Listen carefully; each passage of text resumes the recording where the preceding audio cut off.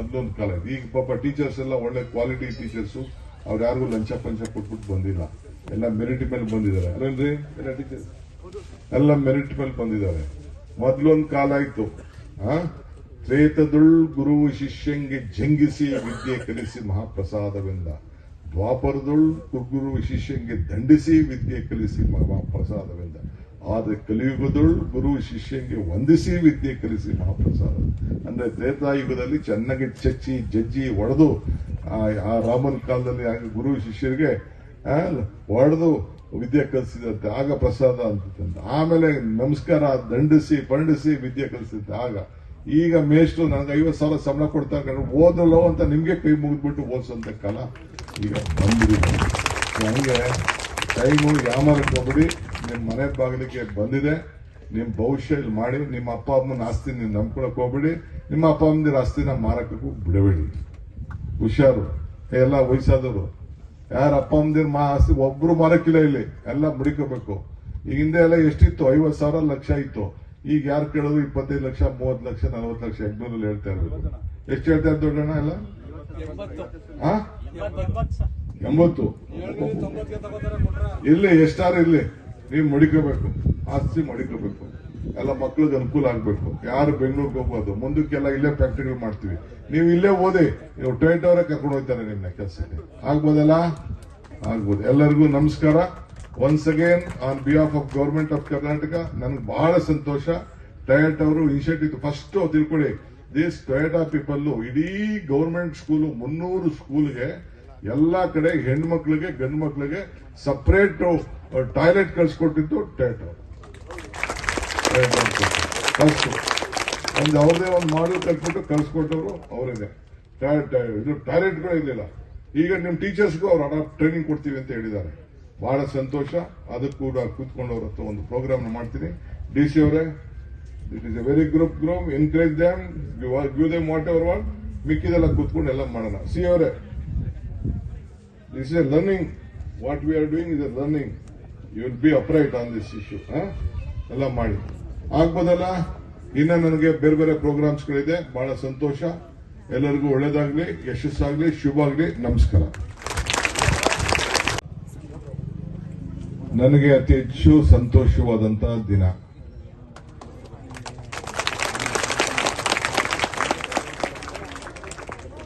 ನಾನೀಗ ತಾನೇ ಹೊಸದುರ್ಗದಲ್ಲಿ ಮಾತಾಡಿದೆ. ಕೂತ್ಕೊಂಡ್ರು.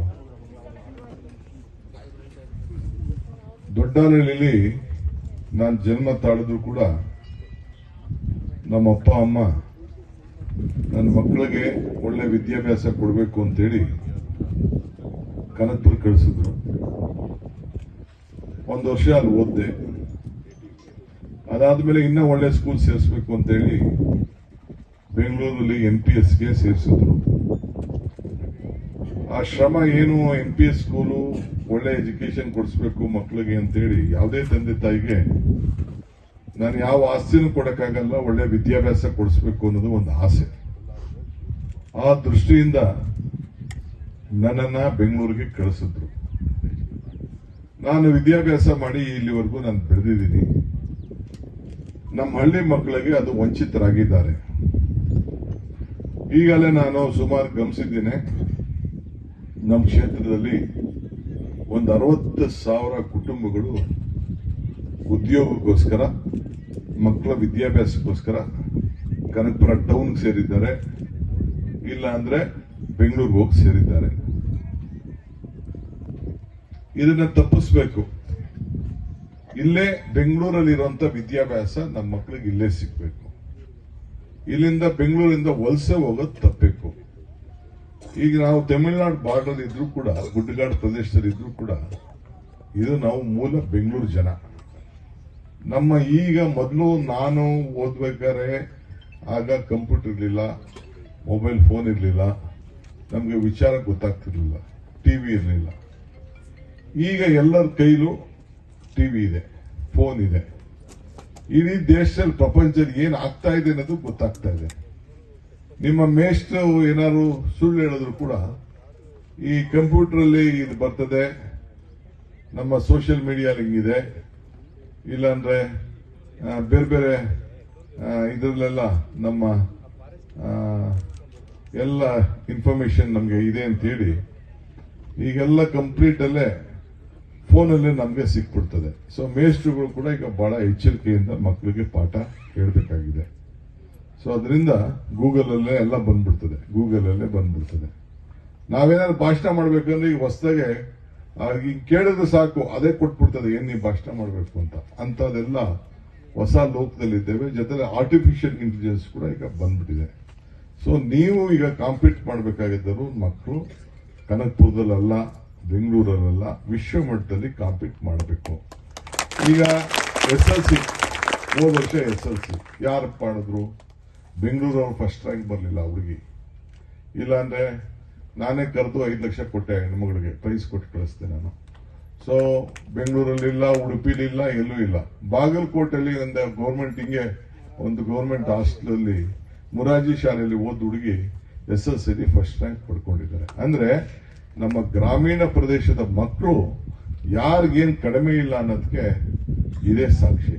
ಈಗ ದೊಡ್ಡಹಳ್ಳಿಯಲ್ಲಿ ತಾವೆಲ್ಲ ಗಮನಿಸಿದ್ರಿ, ಬಸ್ ಸ್ಟ್ಯಾಂಡ್ ಅಲ್ಲಿ ಹೆಂಗಿತ್ತು. ಈಗ ತಗೊಂಡು ಒಂದೊಳ್ಳೆ ಬಿಲ್ಡಿಂಗ್ ನಾನೇ ನಮ್ಮ ಜಮೀನ ಬರ್ಕೊಟ್ಬಿಟ್ಟು ಕಟ್ಸಿದ್ದೀನಿ.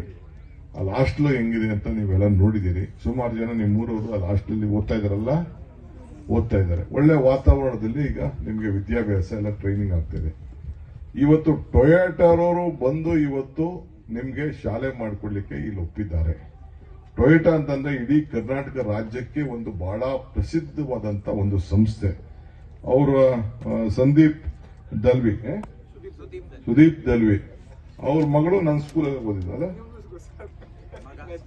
ಅವ್ರ ಮಗ ನಮ್ಮ ಸ್ಕೂಲಲ್ಲೇ ಓದಿದ್ದು. ಈಗ ಅವರು ಇಲ್ಲಿ ಕಟ್ತಾ ಇದ್ದಾರೆ. ನಿಮ್ಗೊಂದು ಅಡ್ವಾಂಟೇಜ್ ಏನಂತಂದ್ರೆ, ನೀವು ಯಾರು ಇಲ್ಲಿ ಚೆನ್ನಾಗಿ ಓದ್ತೀರಿ ಅವರೇ ಈಗ ಅವ್ರು ಹೇಳೋದು ನನಗೆ ಟೀಚರ್ಗಳಿಗೂ ಕೂಡ ನಾವು ಟ್ರೈನ್ ಮಾಡ್ತೀನಿ.